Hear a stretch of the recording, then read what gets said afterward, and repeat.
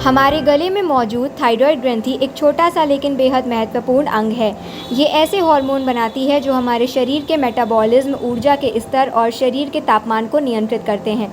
जब थायराइड ठीक से काम नहीं करता तो कई तरह की समस्याएं शुरू हो जाती हैं, खासकर हाइपोथायरॉयडिज्म में, जहां थायराइड हार्मोन कम बनते हैं। थायराइड के मरीजों के लिए दवाइयों के साथ साथ सही खान-पान का भी बहुत महत्व होता है। कुछ सब्जियां जो आमतौर पर स्वस्थ मानी जाती हैं, वो थायराइड की समस्या को बढ़ा सकती हैं। आइए जानते हैं किन सब्जियों से थायराइड के मरीजों को परहेज करना चाहिए या उन्हें सावधानी से खाना चाहिए। गोइट्रोजेनिक सब्जियों से बना लीजिए दूरी। थायराइड के मरीजों को कुछ खास सब्जियों से सावधान रहना चाहिए जिन्हें गोइट्रोजेनिक कहा जाता है। ये ऐसे यौगिक होते हैं जो थायराइड ग्रंथि के आयोडीन सोखने की क्षमता में रुकावट डाल सकते हैं।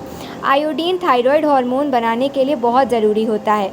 इस श्रेणी में मुख्य रूप से पत्ता गोभी, फूल गोभी, ब्रोकली और ब्रेसल्स स्प्राउट्स जैसी क्रूसीफेरस सब्जियां आती हैं। इन सब्जियों में ग्लूकोसेलुलेट्स नामक पदार्थ होते हैं जो शरीर में थायराइड के कार्य में बाधा डाल सकते हैं। हालांकि ये सब्जियां पोषक तत्वों से भरपूर होती हैं, लेकिन थायराइड के मरीजों को इन्हें कच्चा खाने से बचना चाहिए।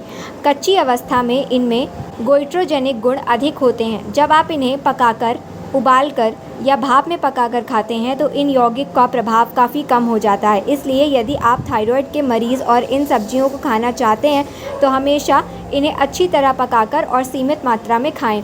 इन्हें जूस के रूप में या बड़ी मात्रा में कच्चा लेने से बचना चाहिए, क्योंकि इससे समस्या बढ़ सकती है।